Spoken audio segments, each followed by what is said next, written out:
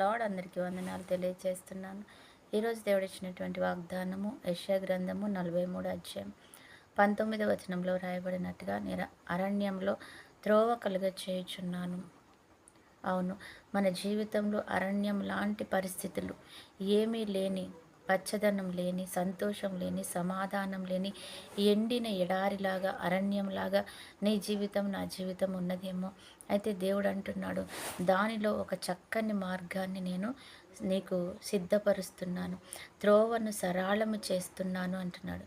నువ్వు వెళ్ళలేని ఒక అరణ్యము లాంటి ప్రదేశం, అందులో నుంచి నువ్వు ప్రయాణం చేయలేకపోతున్నావేమో, నువ్వు నడవలేకపోతున్నావేమో, నువ్వు ఇబ్బంది పడుతున్నావేమో. కానీ దేవుడు అంటున్నాడు, నేను నీకు మార్గం సరళం చేస్తాను, నేను నిన్ను తీసుకెళ్తాను, ఈ అరణ్యాన్ని నేను దాటిస్తాను, నేను అద్భుతం చేస్తాను నా కుమారుడు కుమార్తె అంటున్నాడు అనమాట దేవుడు.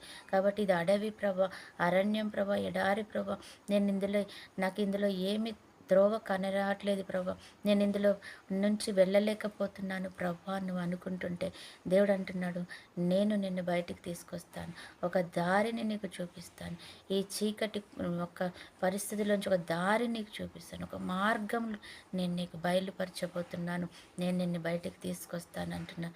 అందుకని ఆయన అంటున్నాడు, ఎడారిలో నీకు త్రోవను కలుగ చేశాను, అరణ్యంలో నీకు నేను దారి చూపిస్తానని వాగ్దానం చేసిండు. కాబట్టి ఈరోజు నేను ధైర్యంగా ఉండు. నీ చీకటి కోణంలోంచి, ఈ అప్పుల సమస్యలోంచి నువ్వు బయటకు రాలేకపోతున్నావా?